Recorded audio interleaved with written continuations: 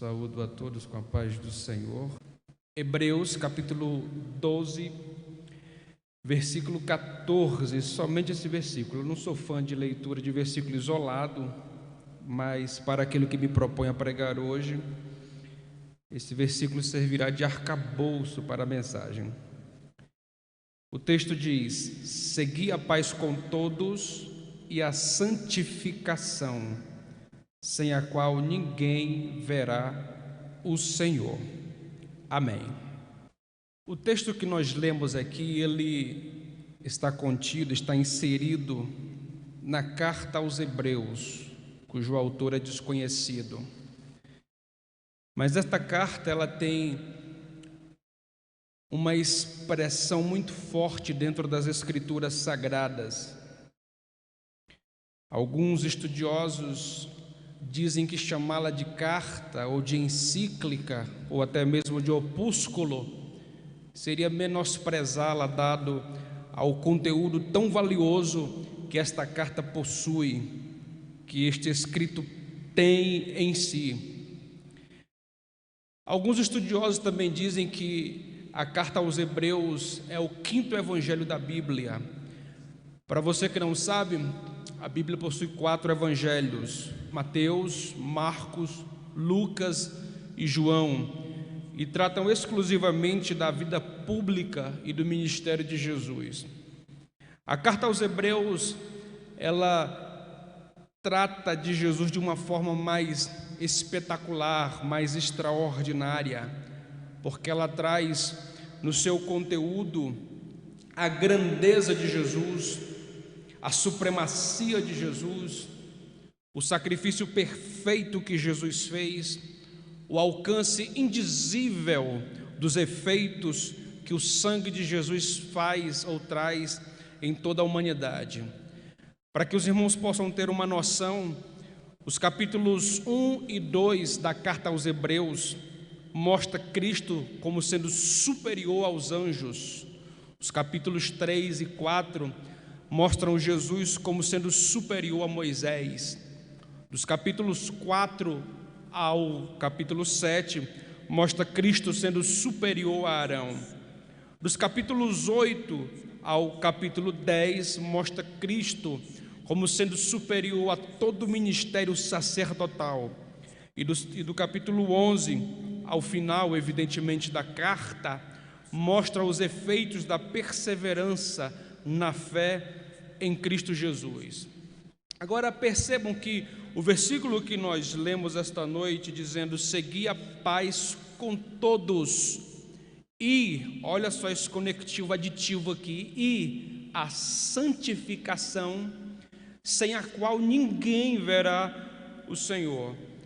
Muitos pregadores às vezes acabam esquecendo ou ignorando o teor desse versículo. É tanto que você pode concordar comigo que a maioria das pessoas, quando pregam este versículo, só dizem assim: sem santificação ninguém verá o Senhor. Geralmente é isso que falam: sem santificação ninguém verá o Senhor. E isto é um axioma, é uma verdade incontestável. Mas o versículo, ele não se resume a isto, porque o versículo se inicia dizendo: segui a paz com todos e a santificação, sem a qual, aí sim, sem isto que eu acabei de falar, ninguém verá o Senhor. Observe que para ver, para contemplar o Senhor, o escritor sacro aos Hebreus está dizendo: número 1, seguir a paz com todos. Número 2, ter a santificação, que aí sim, sem isto, ninguém vai ver o Senhor. Agora o interessante, irmãos, é que quase ninguém prega sobre seguir a paz com todos. E o interessante é que a paz, ela é o vínculo da perfeição. Ela é a força motriz que nos leva um pouco mais além. A união, que ela é oriunda da paz, ela traz em si o amor divino. Salmo de número 133, versículo 1 diz: quão bom e quão suave é que os irmãos vivam em união. Marcos capítulo 6, versículo 7, preste bem atenção. Jesus reúne os seus discípulos, 12 discípulos, e os despede de 2 em 2. Por que ele fez isso, despediu de 2 em 2? Lucas capítulo 10, versículo 1 diz que Jesus reúne 70 discípulos e os despedem de 2 em 2. Por que ele despediu de 2 em 2? Porque Deus é contra o trabalhar sozinho. Deus não recomenda que ninguém, absolutamente ninguém, viva isoladamente. Deus, ele tem uma paixão, existe um mistério que envolve a união, e não dá para haver união se não houver paz com todos, irmãos. Eclesiastes capítulo 4, versículo 9 ao versículo 12 diz: melhor é serem 2 do que 1, porque tem melhor paga do seu trabalho. Se um cair, o outro vem e o levanta. Mas ai do que estiver só, porque caindo não haverá quem o levante. Também se 2 dormirem juntos, ambos se aquecerão, mas como um só se aquecerá. Se alguém o quiser prevalecer contra um, os 2 lhe resistirão. O cordão de 3 dobras não se quebra tão facilmente. Deus, ele é extremamente a favor da união. E percebam, irmãos, que através da união, Deus se deixa revelar, ao ponto das pessoas contemplarem a formosura de Deus. Existe um poder extraordinário através da união, através da paz com todos. Mateus capítulo 18, versículo 19 está escrito: se pelo menos 2 pessoas concordarem. Irmão, não dá para concordar se não houver união. Não dá para concordar se não estiver em paz com quem está do seu lado. Olha o que ele diz: se pelo menos 2 pessoas concordarem na terra, será concordado no céu. Mateus capítulo 18, versículo 20 está escrito: se pelo menos 2 pessoas se reunirem, não dá para se reunir se não houver paz. Se pelo menos 2 pessoas se reunirem no meu nome, ali eu farei questão de estar no meio delas. A união tem um poder tão extraordinário que tem a liberdade de trazer a presença de Jesus para o meio da união. Deus é extremamente contra a contenda, a desunião. Provérbios, capítulo de número 6, versículos 16 ao 19, diz assim: porque 6 coisas o Senhor odeia, e a 7ª a sua alma abomina. Número 1, olhos altivos. Número 2, língua mentirosa. Número 3, mãos que derramam sangue inocente. Número 4, coração que maquina projetos iníquos. Número 5, pés que se apressam a correr para o mal. Número 6, testemunha falsa que profere mentiras. Essas são as 6 coisas que o Senhor odeia. Escute bem, que o Senhor odeia.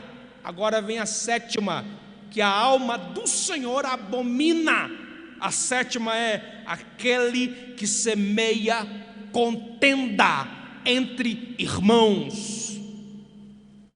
A alma do Senhor abomina a contenda entre irmãos.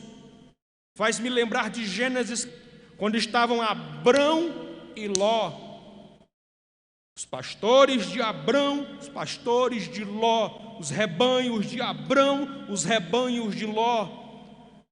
As posses cresciam de uma forma avassaladora, de forma que os pastores de Ló e os pastores de Abrão começaram a se intrigarem. Havia contenda entre eles, brigas, discórdias, confusão entre eles. O interessante, irmãos, é que Abrão, vendo aquela contenda, porque a contenda vai ter sempre um alvo, e é chegar no líder, no afã de desestruturar a liderança. E quando chega aos conhecimentos de Abrão, que os seus pastores, os pastores de Ló, estavam em contenda, Abrão chama o sobrinho Ló e diz: não é bom que haja contenda entre os teus pastores e entre os meus pastores. Não é bom que haja contenda entre ti e mim, porque irmãos somos. Agora, olha o que é interessante. É que Abrão toma uma atitude, irmão, que foge de qualquer raciocínio lógico, para pôr fim à contenda e agradar o coração de Deus, porque Deus ama a união. Abrão, aparentemente, prefere sair no prejuízo. Ele diz: meu sobrinho Ló, vem cá, vamos acabar com essa contenda. Escolhe o lugar para onde você quer ir. Se você quiser ir para a direita, eu vou para a esquerda. Se você quiser ir para a esquerda, eu irei para a direita, contanto que essa contenda se acabe, contanto que possamos dar uma trégua para esta contenda, para este desentendimento.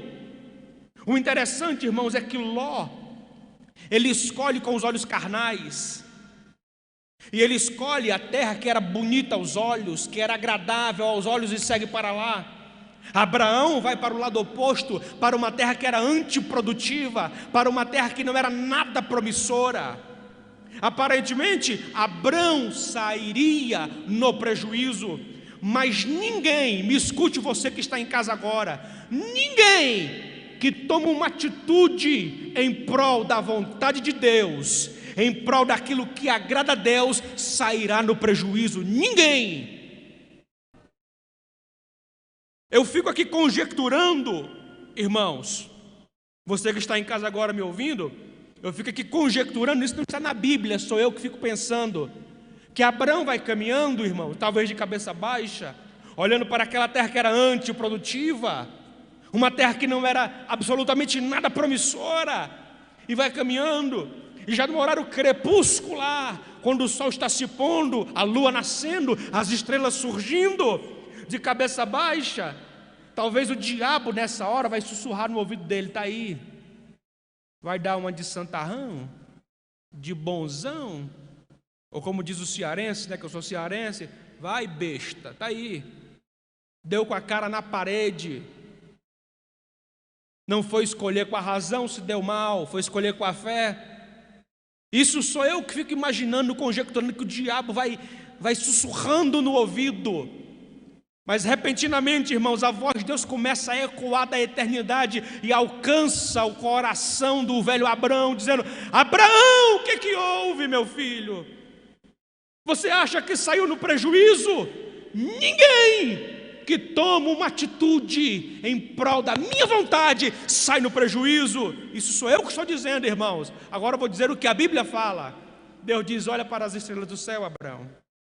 Está olhando? Começa a contar de uma por uma, tenta enumerá-las.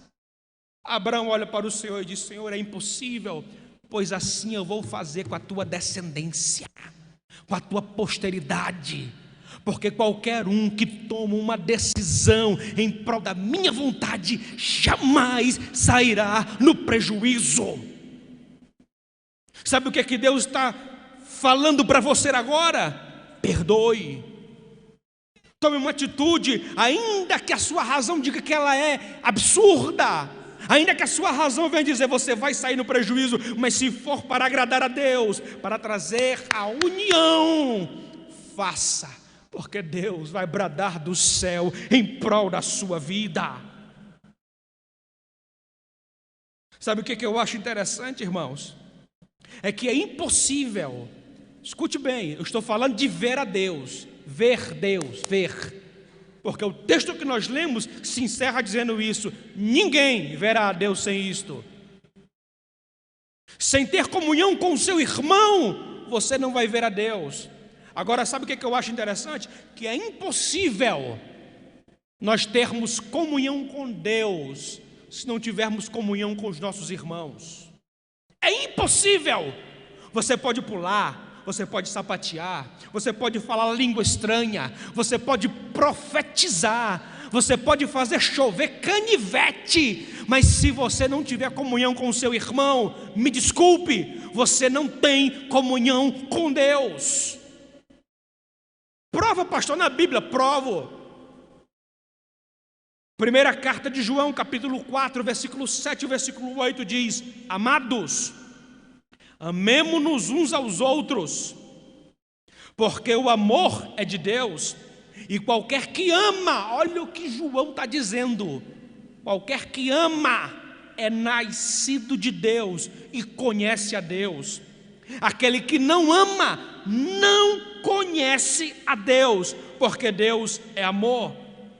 1 João capítulo 4, versículo 11 e versículo 12, ele diz assim: amados, se Deus assim nos amou, também nós olha o que ele diz, nós devemos amar uns aos outros. Aí olha o que ele vai falar, isso aqui é forte, porque nós estamos falando de ver a Deus, não é isso? Olha o que ele vai dizer no versículo 12: ninguém jamais viu a Deus. Entretanto, se nos amarmos uns aos outros, Deus está em nós, e em nós é perfeito o seu amor. Pensa que acaba aí? Agora vem um versículo que diz que se não amarmos os nossos irmãos, nós não teremos comunhão com Deus. 1 de João capítulo 4, versículo 20 e 21, ele diz: se alguém diz, eu amo a Deus, e odeia a seu irmão, é mentiroso. Pois quem não ama seu irmão, o qual está vendo, como pode amar a Deus a quem nunca viu? E dele temos este mandamento, que quem ama a Deus, ame também o seu irmão. Você está entendendo a mensagem? Deus está falando com você agora? Não adianta. Você pode ser o que for. Se você não amar o seu irmão, você não ama Deus. Não ama Deus. E para amar o irmão, tem que haver cessão. O que é isso, pastor?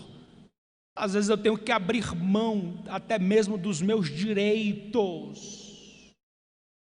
Eu tenho que perdoar.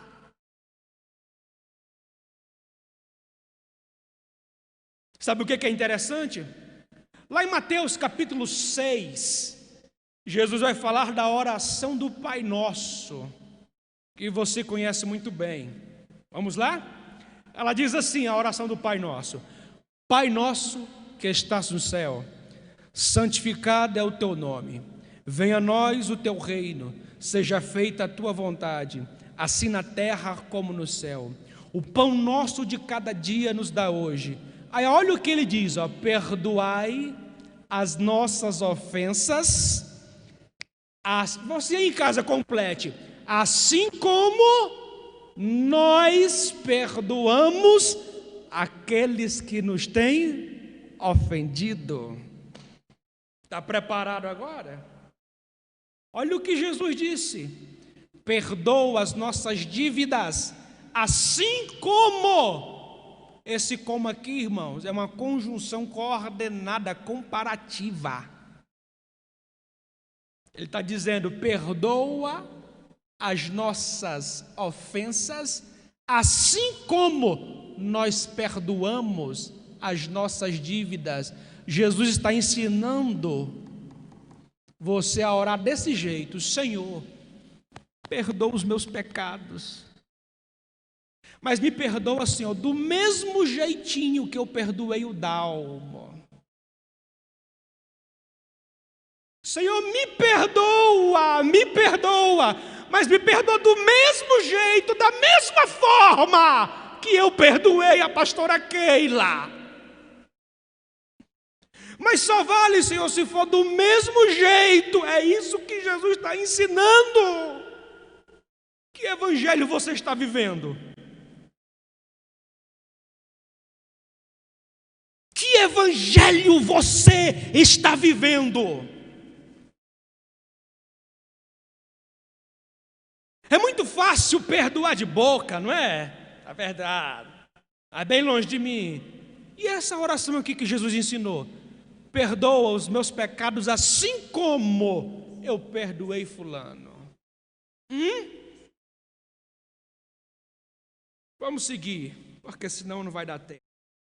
Sabe o que eu acho interessante, irmãos? Eu sou de uma época, apesar de ser novo, né? Ser novo, mas eu sou de uma época, irmãos, em que muito crente julgava os outros pelo nível espiritual que possuía. Já ouviu aquele ditado assim, ó? Tem vigílias aí que não é para qualquer um ir, não. Já ouviu isso? Tem que haver uma preparação para a pessoa poder ir para aquela vigília. Já ouviu isso? Isso te é familiar, você que está me assistindo aí? Agora o interessante, irmão, que não é isso que a Bíblia ensina. Romanos capítulo 14, versículo 1 diz assim, ora, quanto ao que é fraco na fé, recebei-o, mas não para condená-lo em questões discutíveis. Às vezes a união é fragmentada. Quando eu coloco o nível espiritual sobre a minha vida como superior aos demais, e isso foge do ensino que Jesus deixou. Jesus disse, quer ser o maior, considere seu irmão superior a você. Romanos capítulo 15, versículo 1 diz, mas nós que somos fortes, devemos suportar as fraquezas dos fracos e não agradar a nós mesmos. O problema é que às vezes é pouca farinha, meu pirão primeiro. Não é isso? A brasa está se acabando, então a brasa para mim é sardinha. E olha o que ele diz, mas nós que somos fortes, devemos suportar as fraquezas dos fracos, não agradando a nós mesmos. 1 Coríntios capítulo 9, versículo 22, ele diz, fiz-me fraco para com os fracos, para ganhar os fracos. 1 Tessalonicenses capítulo 5, versículo 14, ele diz, exortando-vos também, irmãos, que admoesteis os insubmissos, consoleis os desanimados, sustenteis os fracos e sejais pacientes para com todos. Agora olha o interessante, irmãos, para que possamos ver Jesus, olha só o que nós negligenciamos. Só falamos, sem santificação ninguém verá o Senhor. E o resto do versículo? E a paz com todos? Agora tem um detalhe. Para que possamos ver a Deus e para que Deus possa ser visto em nossa vida, para que possamos viver em comunhão, existe um processo que deve acontecer na minha e na sua vida. O primeiro processo que deve acontecer, você tem que ser comprado.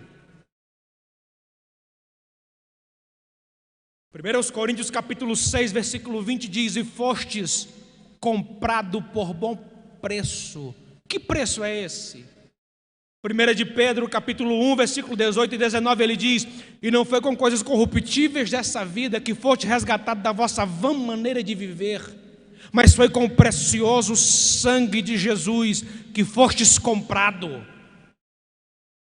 Paulo vai dizer que nós somos comprados por um bom preço.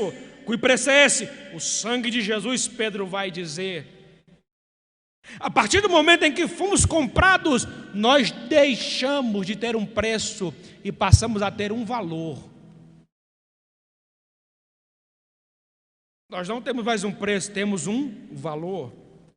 Agora detalhe, quando nós somos comprados, lá em 1 Coríntios capítulo 6, versículo 20 diz, e fostes comprado por bom preço, portanto glorificai a Deus no vosso corpo e no vosso espírito, os quais pertencem a Deus.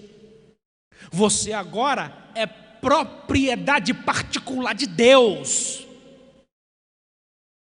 Você não manda mais na sua própria vida, quem manda é Deus. E eu vou te dar um exemplo aqui clássico. Eu dei um carro para minha esposa, irmãos.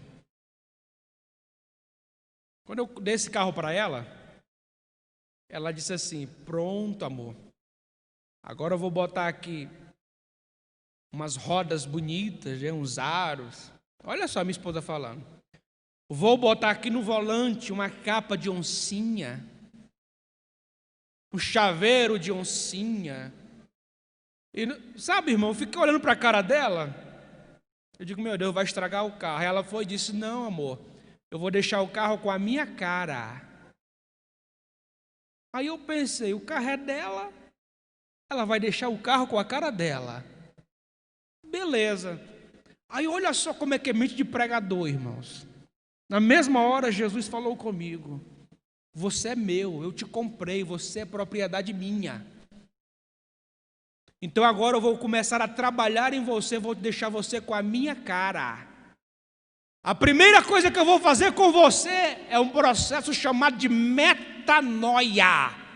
Romanos capítulo 12, versículo 1 e 2, ele diz: e não vos conformeis com este mundo, mas transformai-vos pela renovação da vossa mente. Metanoia é transformação ou mudança. Noia quer dizer mente. Você já viu um drogado? Já observou que você chama ele de noiado? Já observou isso? Você nem sabe, mas está falando em grego. Porque o drogado, ele está lá com a mente virada, não é? Você chama ele de noiado. Porque noia quer dizer mente. E meta, mudança, transformação da mente. Quando você é comprado, você passa por esse processo. E ele diz: e não vos conformeis com este mundo, mas transformai-vos pela renovação da vossa mente. Ou seja, há uma mudança na mente. E que mente é essa que nós temos agora, pastor? 1 Coríntios capítulo 2, versículo 16, ele diz: porque agora nós temos a mente de Cristo. Você está me entendendo? Você foi comprado, então você tem a mente de Cristo. Se antes você pecava, agora você não peca mais.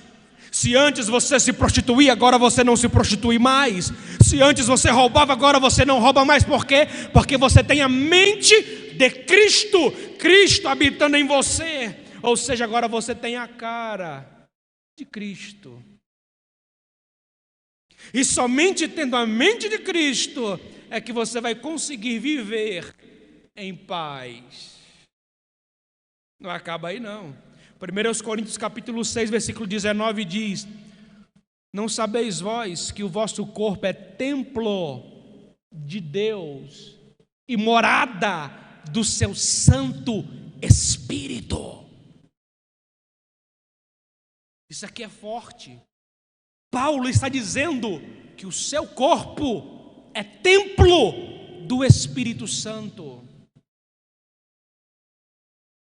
Agora, se é templo do Espírito Santo, ele tem que ser visualizado por alguém. Pastor, você não está falando uma heresia, não? Estou não. Pastor, quer dizer que alguém visualiza em minha vida Deus? Isso mesmo. Pastor, prova na Bíblia, pastor, porque eu não estou entendendo. Seguir a paz com todos e a santificação, sem a qual ninguém verá o Senhor. Pastor, prova na Bíblia, vou provar agora. Apocalipse capítulo 1, do versículo 9 a seguir, João está na ilha de Patmos. Ele diz que está preso lá, sofrendo vitupério por causa da palavra.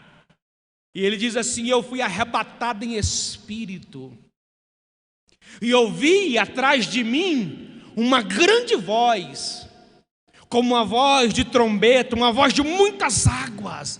Dá para imaginar, irmãos, que tipo de voz é essa? Uma voz de trombeta, uma voz de muitas águas. Que voz extraordinária é essa? E a voz dizia assim: João, o que você vê, escreve e remete tudo isso às 7 igrejas da Ásia. Envia para Éfeso, Esmirna, Tiatira, Sardes, Filadélfia, Laodiceia, acho que é Pérgamo a outra. Envia para as 7 igrejas da Ásia. Só que, irmãos, se você ouvisse uma voz, com uma voz de trombeta, uma voz de muitas águas, tu não ficaria curioso para olhar, não? Você está me entendendo aí? Olha o que ele diz. A voz era como de trombeta, com uma voz de muitas águas. Estava falando atrás de mim, João diz. A voz era atrás de mim. No versículo 12 ele diz assim, ó: e virei-me para ver quem falava comigo. João diz que se virou para ver quem falava com ele. E quando ele se vira, a primeira coisa que ele vê são 7 candeeiros de ouro. João não queria ver 7 candeeiros de ouro. João queria ver quem falava com ele. E quando ele se vira, ele vê 7 candeeiros de ouro. Aí sim, a partir daí, no meio dos 7 candeeiros de ouro, ele vê um semelhante ao Filho do Homem. Os olhos como tochas de fogo, seus cabelos como a lã branca. Da sua boca saiu uma espada afiada de 2 gumes. No seu peito um cinturão de ouro. Seus pés como um latão reluzente que acabara de sair da fornalha. Aí sim ele vê quem falava com ele. Mas primeiro ele vê 7 candeeiros de ouro. Agora o interessante, irmãos, é que Apocalipse capítulo 1, versículo 20 diz que os 7 candeeiros de ouro são a igreja. Ou seja, se ele queria ver Jesus, primeiro ele tem que olhar para a igreja. Se alguém quer ver Jesus, o primeiro lugar que esse alguém tem que olhar é para a igreja. Se alguém quer ver Jesus, a primeira pessoa para quem ele tem que olhar é para você, que se diz igreja do Senhor. Olha como é forte. Por isso que é sine qua non você passar pelo processo da transformação. É imprescindível você passar por esse processo para poder viver em paz e em santidade, e assim poder ver e deixar as pessoas verem Deus através da sua vida. João queria ver quem falava com ele. Ele viu 7 candeeiros, ele viu a igreja. E a recíproca é verdadeira, pastor? É. Se ele queria ver Jesus e olhou para a igreja, a recíproca é verdadeira, pastor? Se eu quero ver a igreja, eu tenho que olhar para Jesus? Também. Prova, pastor? Provo.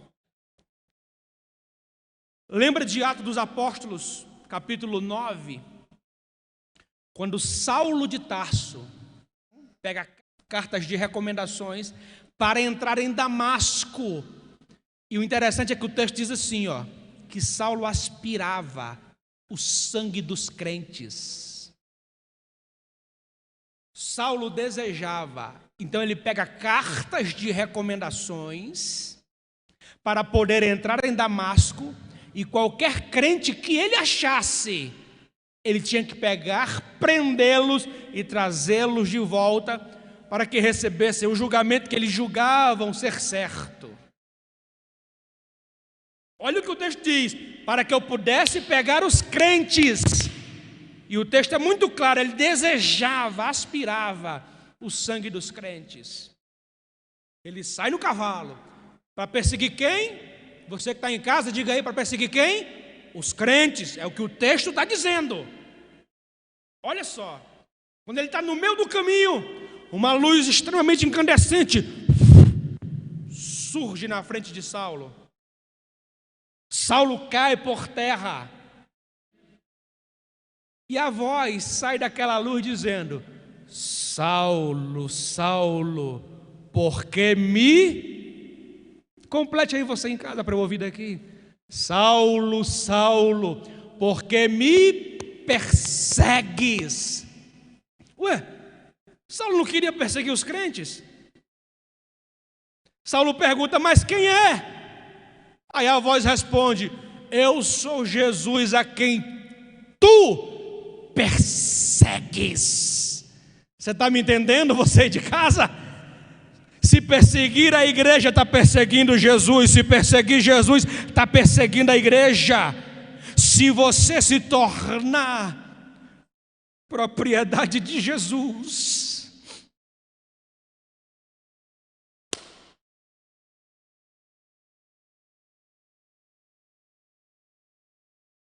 Ele vai justificar a sua vida. Ele vai deixar ser visto através da sua vida. Saulo queria perseguir a igreja. Jesus toma as dores de Saulo, por que você está me perseguindo?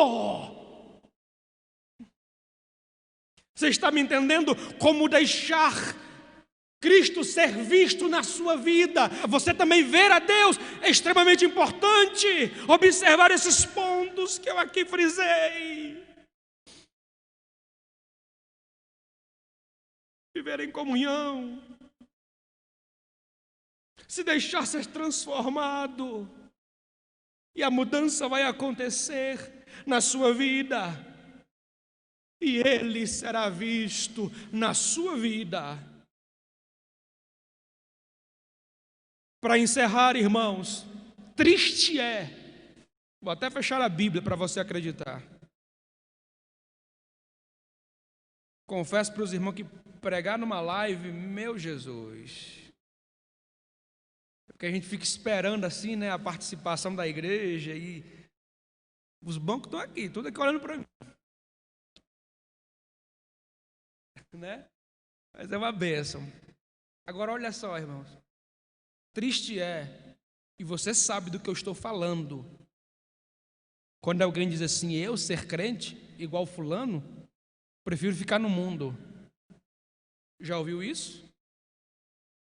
É porque essa pessoa não deixa Cristo ser visto na vida dela. As obras reprovam essa pessoa. Agora, feliz é aquele quando alguém do mundo, de fora, ou até mesmo de casa, ou o próprio filho, diz assim, eu quero servir o mesmo Deus do meu pai, o mesmo Deus da minha mãe. Se um dia eu for crente, eu quero ser igual ao meu vizinho, que dá testemunho, que por onde ele passa eu visualizo algo diferente na vida dele. Sabe o que é esse algo diferente? É porque ele está vendo Jesus na vida desse cristão, e é isso que o meu Deus exige de você nessa época de pandemia, que você deixe Jesus aparecer na sua vida. Pelo amor de Deus, deixe de picuinha.